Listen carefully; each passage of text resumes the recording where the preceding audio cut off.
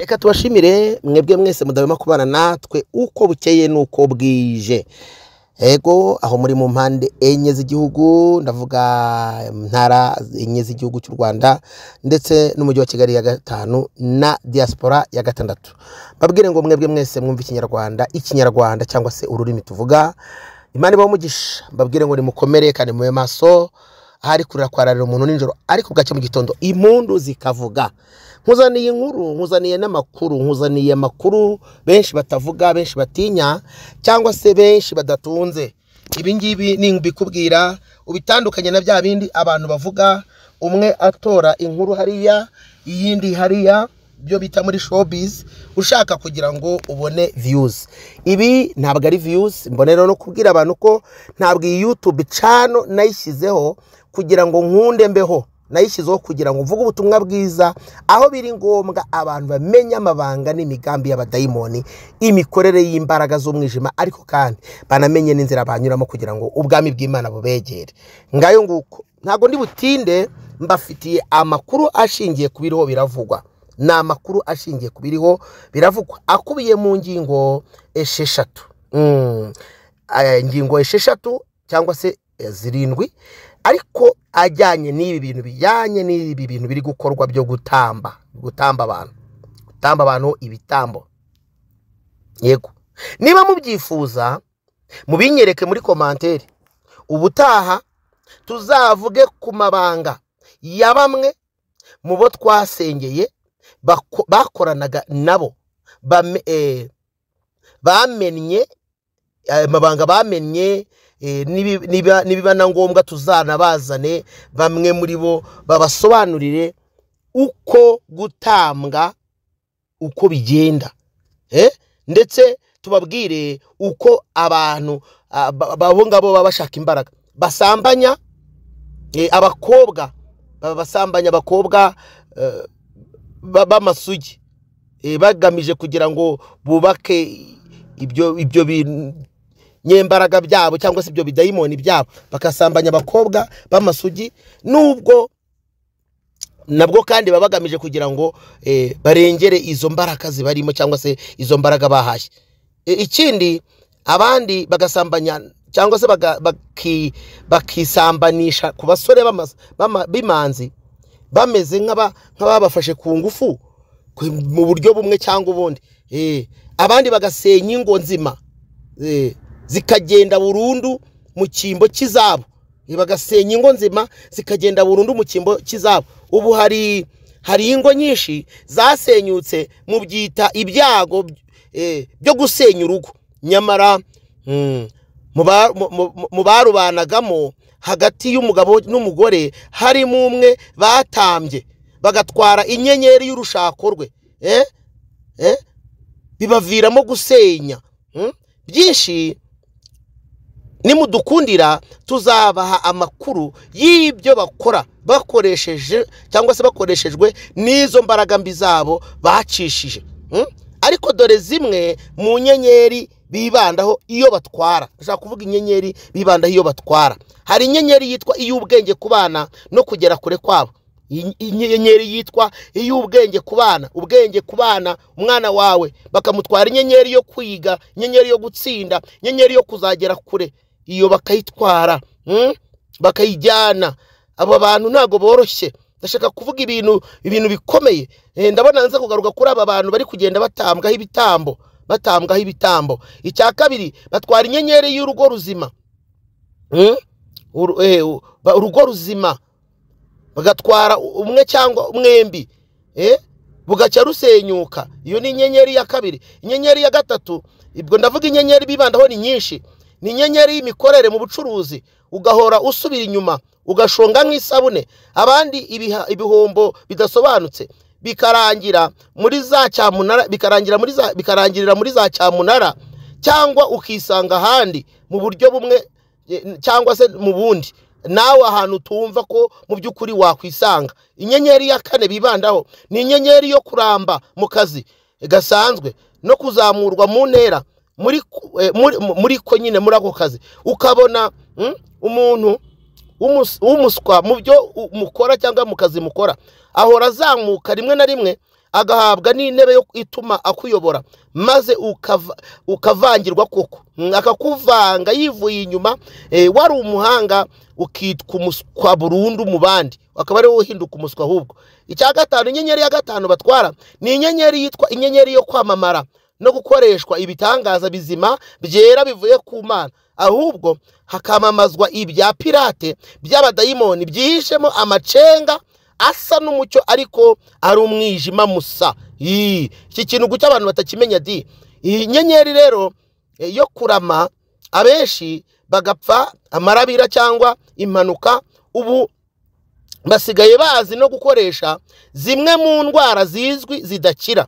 Icyo barabikora rwose, ukazanga umuntu bamubonyemo indwara runaka, mu ndwara tuzi zikomeye ariko zidakira, kubera ko bazi yuko niba mukoresha ikindi aravuga bati arishwe runaka, noneho bari bafitanye icyo bapfa, akaba ari we batangira gukeka, kugira ngo rero batamukeka muri sosiyete bakamushakira ikirwara bakavuga bati apfe, ariko bigaragara ko iyi ndwara yabonetse. Ibyo mubyemere neza ko ari ukuri, kuko isi y'umwijima nayo irakora.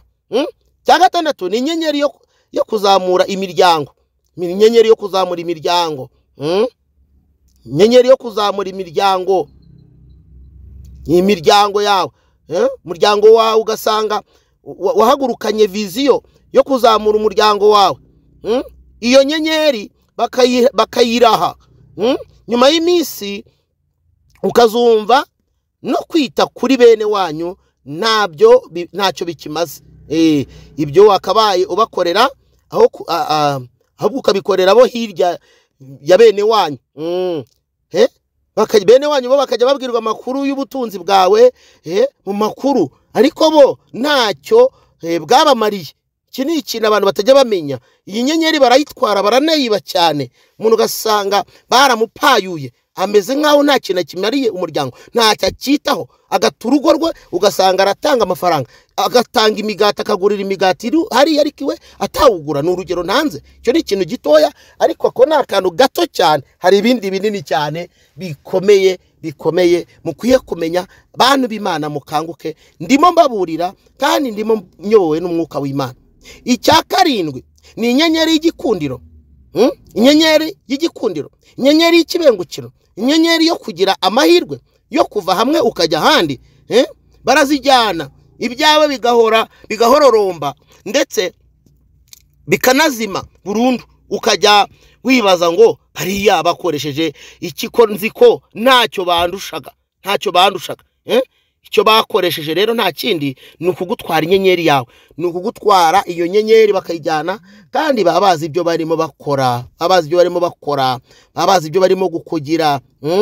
Ukajya uvuga ati mbese bariya bandushije iki, bakoresheje iki, ko nzi ko ntacyo bandushaga. Icyo bakoresheje rero urakimenye, nicyo ni ukugutwara inyenyeri. Abenshi mbashyize hanze, ibyo bakora ndabizi, hari abaraza kumpigira hasi rero hejuru. Ariko ndagira ngo n'ubundi babwire ngo umuntu abaho kubera Imana, si impuhwe z'agaca. Ni byinshi mubimenye, ni byinshi cyane bakora. Ariko reka noneho ngaruke ku mpamvu yatumye iki kiganiro ngitegura, impamvu yatumye iki kiganiro ngishyiraho. Nkavuga ngo reka mbwire Abanyarwanda, mbwire bene data, mbwire abavandimwe, mbwire inshuti iyi mpamvu y'iki kiganiro. Hari ibintu mugomba kumenya, ndihuta cyane. Ntangirire ku bwa mbere, ngewe ntangira guhabwa amakuru y'ibi bintu. Hari umukozi w'Imana witwa Pasiteri Theogene Inzahuke, Imana imuhiruko zidashira. Uyu mukozi w'Imana yaragiye, abantu bamwe bavuga ko ari umwuka w'ibitambo, abandi barabicyaha ngo sibyo, ngo ni ugukabya, babigira nayufu, ariko harimo ikibyihishe inyuma. Icyakora byagendaga bigaragara gahoro, abandi bakabikata, nyamara abandi bari gutanga ibitambo, bazi ibyo bari gukora bitambo, ndetse bagatwara niyo nyenyeri yo kwamamara y'uwo bishe, bakaguma kwamamara mu cyimbo cye, kuko ibyo bafite ntibiramba, kuko batabikoreye ibitambo ntibyarama, ni pirate. Turimo turajyana, ntago batabikoreye ibitambo ntibarama. Kabiri, hari umuntu bitaga ngo ni Dore Imbogo cyangwa Valentine, yaje yiviriye inyamasheke iri epfo, tubona aramamaye mu kanya nk'ako guhumbya. Mu by'ukuri indirimbo yamamariyemo ikikubwira ko bikorwa ku mugambi utari mwiza, hagamijwe gutwara iyo nyenyeri ye isi yari ibonye, nuko yamaze gupfa.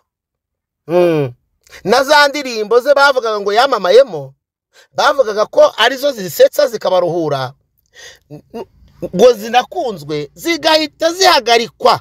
Nyamara tubyibuke neza, umuhanzi arapfa ariko igihangano ntabwo gipfa. None se kubera iki apfuye n'igihangano cye kigahagarikwa cyangwa se n'icyongere gukoreshwa?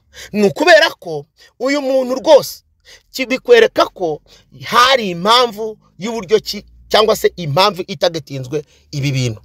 Ikindi, ibi bigahita biguha neza umurongo bakoreramo wo kubazamura vuba vuba, bamamara, kumenyekana, bakabatamba ubundi bagakomereza ubwamamare bwabo muri ya hiti yamaze gupfa. Yumaze gupfa, umaze gupfa nyine bahita bakomereza muri ya hiti, kubera ko hiti zabo nizo gutamba ibitambo. Batatambye ibitambo ntago byakunda, ntago byakunda. Iki mukimenye. Icya gatatu, uyu twese tuzi nka Gogo cyangwa Gloriosa, yaje tumubona kandi tubyibuke hiti ye ije aho Dorimbogo aviriye mu nzira. Mubyibuke neza, Dorimbogo agihari, kuko ni ibintu bikorwa mu buryo buri systematique, mu buryo bukomeye cyane. Dorimbogo agihari ntago twize tubona hiti y'uyu muntu, nikada. Ahubwo aho apfiriye nibwo bahise bashaka undi bari buhitingishe, yamara guhitingisha bakamutangaho igitambo, bakagendera muri ya hiti ye. Mana yanjye. Akimara gupfa baba baramuzamuye uyu nawe, ariko mwibuke ko babikora kuri ba bantu bafite ikintu bashyiramo inkuru zica abantu intege, kugira ngo nanapfa byitwe ibindi. Urabona ko bagiye bavuga impamvu bati dore byagenze gutya. Murabyibuka ko bavuze nyine bati yagiye gutya, ati yaguye n'igicuri, bashyiramo impamvu. Bakavuga ati umuntu yararwaye ibi, yarafite ibi ngibi, byitwa ibindi bidahita bimenyekana ko ari igitambo cyo gukomeza kwatsa inyenyeri yo guhitinga.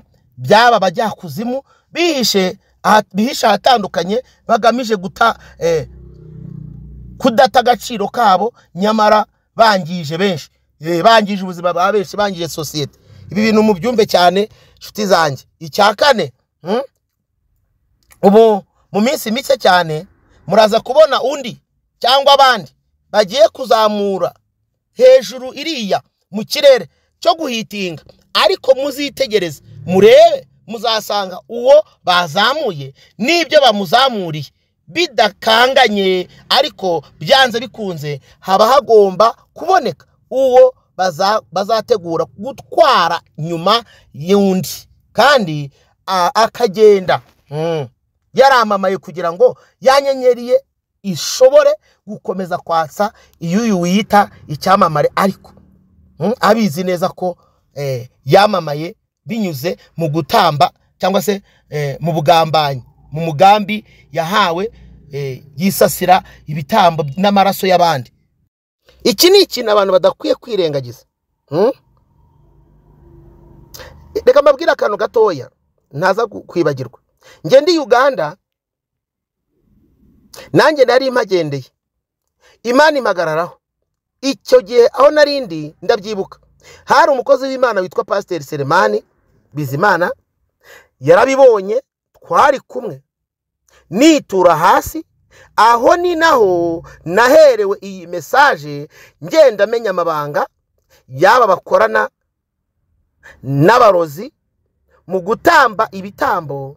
Abari muri iryo teraniro barabyibuka neza, barabyibuka ko nari mfashe umurozi mu rusengero, ariko nyuma uko nikubise hasi ku buryo intebe yari igiye kumena nyiramivumbi. Ababibonye barabizi, iyo nza kuba mfite uburwayi abantu banziho nanjye bari kuvuga bati nibwo bunkubise hasi. Gusa naraharwanye urugamba, cyangwa se narwanye urugamba rutoroshye. Imana irahagaragara, mbona nkomeje umurimo. Ariko n'ubundi nubwo ntapfuye, ariko amaraso yo barayamvushije da. Byo mbabwira n'ukuri, icyo gihe nubwo batageze ku ntego ya burundu, ariko amaraso twanze kwarenga ngo tutavuga byinshi. Gusa abantu birinde kandi cyane, ndetse mube maso. Amazi si yayandi. Ijambo ry'Imana hano mu Befeso 5:14 aravuga ngo cyo gituma bivugwa ngo usinziriye we kanguka uzuke, Kristo abone uko akumurikira. Nuko mwirinde cyane uko mugenda, mutagenda nk'abatagira ubwenge, ahubwo mugende nk'abanyabwenge, mucunguze uburyo umwete, kuko iminsi ari mibi. Nuko nimukabe abapfu, ahubwo mumenye icyo umwami wacu ashaka, kandi nimugasinde inzoga zirimo ubukubaganyi, ahubwo mwuzure umwuka wera. Icya gatandatu cyangwa se ni icya karindwi, ndagira inama abantu mwese mwifuza kwamamara mu buryo bumwe cyangwa ubundi, ngo mukanguke maze mwemerere Yesu Kristo aba ari we wamamara mbere yanyu. Ikindi abahagarareho, kuko abakorera Satani bo barimo barakorana imbaraga, barabaga nta kinya, kuko bazi yuko bafite igihe gito cyane, ndetse bakaba batatinya kwisasira benshi kubera izina ry'ikinyoma bafite n'ibitangaza byabo by'ibinyoma. Bahora bashaka uwo bisasira ngo bakomeze basegure iryo zina, kuko batagize uwo batwara n'iryarama bahita bazima. Ngusubiriremo ngo kanguka kandi wirinde cyane, isi ntigukunze itazakwisasira igusekera, itazakwisasira igusekera. Dore ijambo ry'Imana icyo rivuga mu Byahishwe 12:2. Nuko rero wajuruwe namwe abari bamo nimwishime, naho wowe wasiwe nawe wanyanja we mugushije ishyano, kuko Satani yabamanukiye afite umujinya mwinshi, azi yuko afite igihe gito. Cyo ni ikintu abantu bakwiye kumenya, azi yuko afite igihe gito. Ndagira ngo mbabwire ngo rero muhundire dusengane, hanyuma Imana ibane natwe mu izina rya Yesu. Dusengane, reka dusengane. Abanyumvishe mwese mumfashe turwanye uyu mwuka umaze gutwara benshi, turebe yuko hari abandi Imana yarokora. Imana yo kwizerwa kandi uri Imana yo kwiringirwa, niwe dushyize imbere, niwe tuzamuye. Senze cyane ubwo tumenye amabanga ya Satani. Mbere na mbere turasenze ngo yaba ari umubiri n'ubugingo birindwe, kugira ngo Kristo ukomeze wamamare. Kandi sengeye abantu bose bazumvira ubutumwa bazabusangize benshi, kugira ngo abantu bamenye imigambi ya Satani. Nubwo Satani afite ingabo nyinshi, ariko nawe naho urazifite, niyo mpamvu dukomeza tukavuga. Ndasenze cyane kugira ngo abera baye bagubwe neza, baraga z'ijuru zitubeho, mwuka wa Kristo wa wundi wakuzuye abari ukomeza kugaragara no gukora imirimo n'ibitangaza. Turwanyije ibi bitangaza by'abadayimoni, turwanyije izi mbaraga zo gutwara abantu babatangaho ibitambo. Twirukanye buri mwuka wose uva kuri Satani, twirukanye imbaraga zikuzimu, mwuka wa dayimoni turawirukanye mu izina rya Yesu.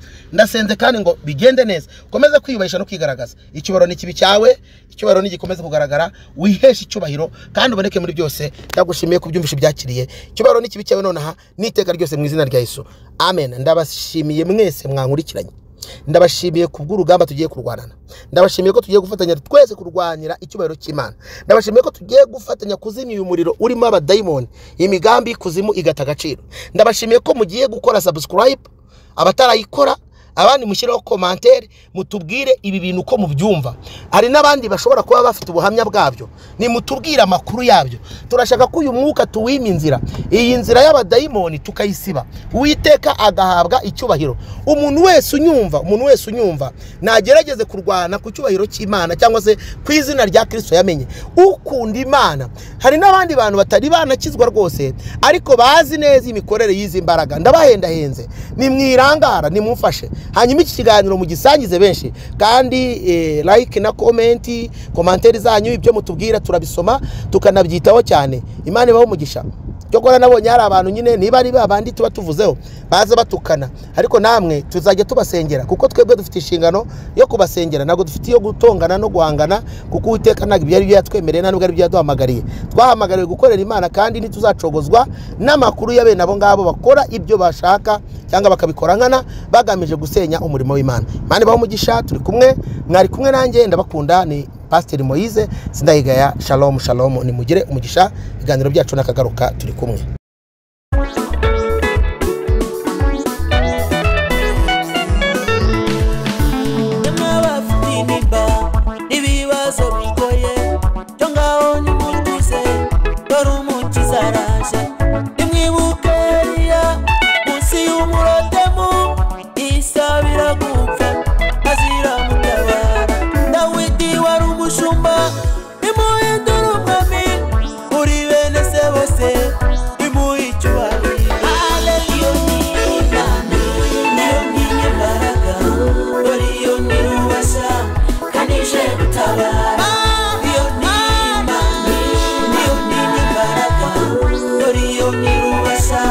Kanije